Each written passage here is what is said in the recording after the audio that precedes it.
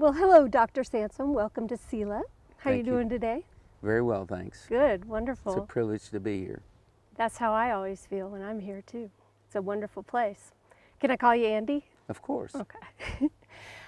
Andy, could you talk a little bit about how you first came to SELA, encountered SELA, met J. David Bamberger? Well, when I, in the early 1980s, worked for the Nature Conservancy, it was horribly in debt. In fact, it was located above a pornography shop in Austin. And I heard that there was this industry chieftain in San Antonio that was supportive of environmental organizations. And I was unable to get to him because he was very busy at that time. Churches was in some significant challenges. But I began work to protect Bracken Cave, which is, as you know, the largest concentration of mammals on the planet.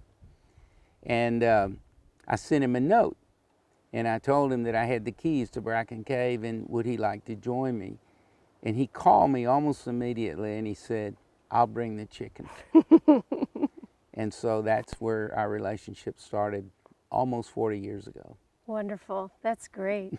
And so in all those years, what are some of your favorite things about SELA and about the preserve?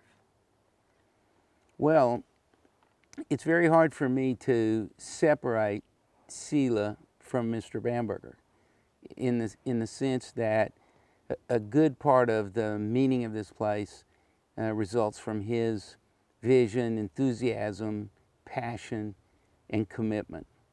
But beyond that, I think what I and so many others who have been here over the years and come to visit have appreciated is the presence of so much water. Particularly today, when water resources in the hill country are threatened more so than at any time, certainly in my lifetimes, if not in the history of occupation in Texas. The presence of water here is an incredible blessing, and one which itself transmits a message that not only are we going to have to do a whole lot more to protect our water resources, but there are ways to manage the landscape to enhance them. Mm-hmm. Mm-hmm. Wonderful.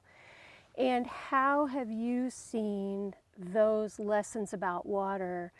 How have you seen the people of Central Texas benefiting from those lessons? Well, when Mr. Bamberger first started here, private landowners were, if anything, largely suspicious of, quote, conservation or the environment or many organizations that promoted environmental conservation. And I think J. David, as much as any other person, has helped to transform the view of private landowners in terms of the fact that these activities and philosophies are assets rather than threats. And that's probably been, as much as anything else, his major contribution. When I first met him, landowners were extremely hostile to the idea of conservation easements or any kind of permanent protection for their lands. Today, there are more working lands, those being lands where there is cattle or agriculture of various kinds, protected by conservation easements than any other type of land in the state. So there's been a complete reversal in attitude by private landowners, and J. David Bamberger was in the vanguard of that transformation. Right, so he was one of the pioneers of that sort of philosophy and thought. Mm-hmm. And I can't really stress the importance of that. I spent almost all of the 1980s purchasing land for parks and preserves at both the state and federal level all over the state. And by the time I got into the 1990s and went to work at Texas Parks and Wildlife, basically what I said was, if the legislature gave a guy like me the entire state budget for prisons, for highways, for education, all of it to buy land with, it would only change the amount of landscape in public ownership by maybe 1%. So you can't buy enough land to solve this problem. You have to keep landowners on ancestral properties and managing them well. Mm-hmm. And by the way, if you look at accounts of the landscape in Texas, say between 1885 and 1905, it was in far worse condition than it is today. Mm. The piney woods of East Texas had been completely cut. There was no virgin timber before 1900. Mm. Most of the state was overgrazed. The hill country lost probably 30 inches of soil, was completely overrun by cedar in 30 years. And so if you look at the job that private landowners have done in the last 100 years, it's been remarkable. And so there was also a sort of a mantra up until people like Mr. Bamberger came on the scene, that private land ownership implied poor stewardship. And in fact, that is not the truth, and it hasn't been the truth for a century. Mm-hmm. That's very interesting.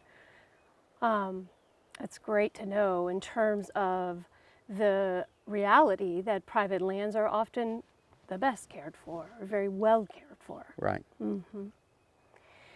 If you don't mind, I'd like you to talk a little bit about how you became inspired in the process of producing the beautiful book, Seasons at Selah. If you talk a little bit about that, please. Well, that's an easy one to answer because I was asked to participate in the book, which was an immense privilege, by Rusty Yates and David Langford, who did the photography. I felt extremely grateful to have been invited to be a part of that project. Mm-hmm. I have to say, and I hope it doesn't sound immodest, that Rusty and I attended the annual meeting of the Philosophical Society of Texas this year, in which the book was named the Nonfiction Book of the Year. So it's really had a lot of acclaim, and it's mostly because of the photographs. Well, it's a beautiful book. So what would you like to say to young people, people who have just graduated from college, people who are starting their careers in conservation, people who are thinking about how they want to make their own impact in the protection of natural resources? What are some of the main things that you would say, that you would extend to those kinds of young people? Well, first and foremost, that the job landscape has changed since I was at that stage in my life. When I got out of school with a degree in a kindred field, the jobs were all in the government. Today, most conservation jobs are in the nonprofit sector. And that's for a number of reasons. One, government has contracted. Number two, there's been a proliferation of private organizations that are dedicated to conservation. And what that's done is that it's made the career opportunities in conservation very, very exciting. And I guess one of the most important things that young people need to grasp is that those jobs require multiple skills. It's wonderful to be out here with young people who know about video technology, because you can't work in a nonprofit today without understanding social media, fundraising, and all of the things that it takes to make a nonprofit organization work. And for me, that makes the career opportunities all the more exciting. Mm-hmm. That's great.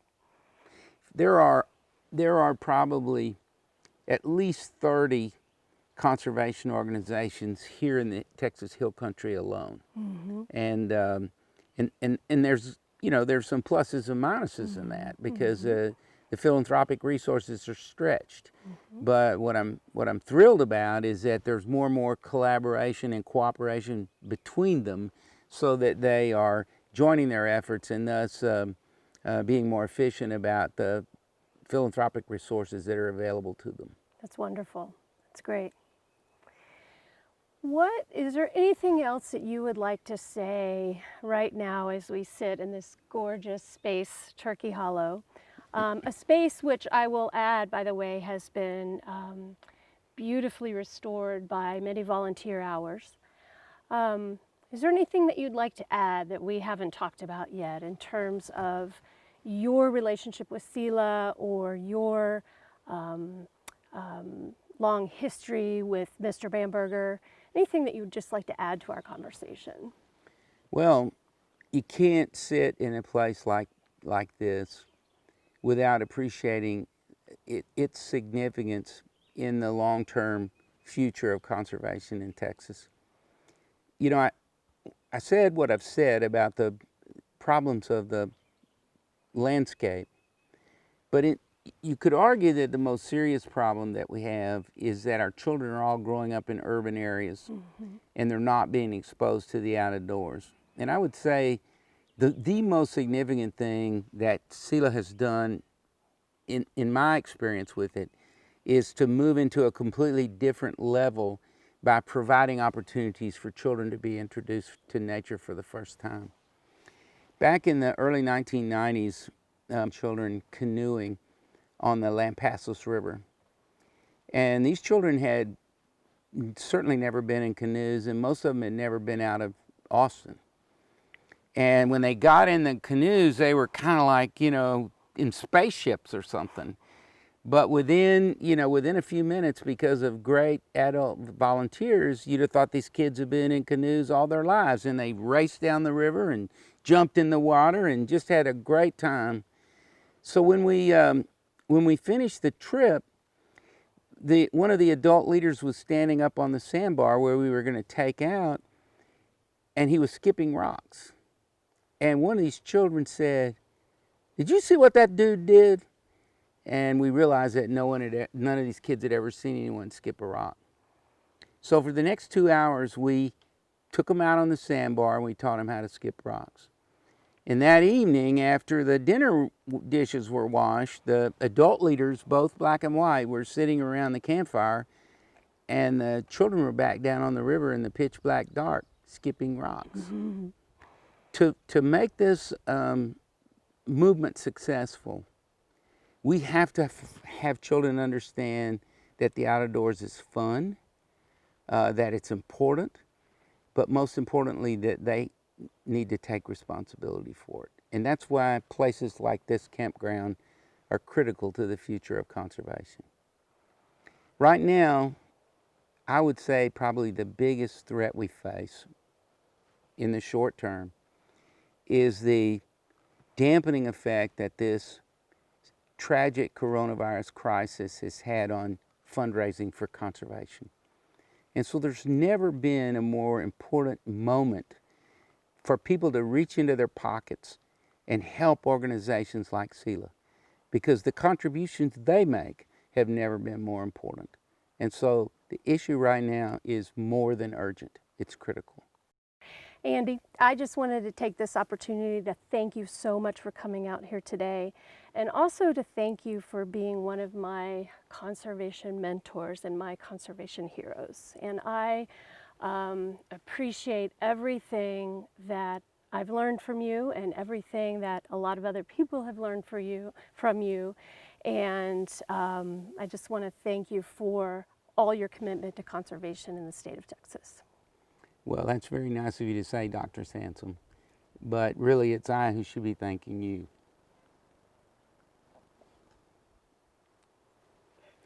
Because I know the state is going to be in better shape because of your work and your colleagues here at Sela.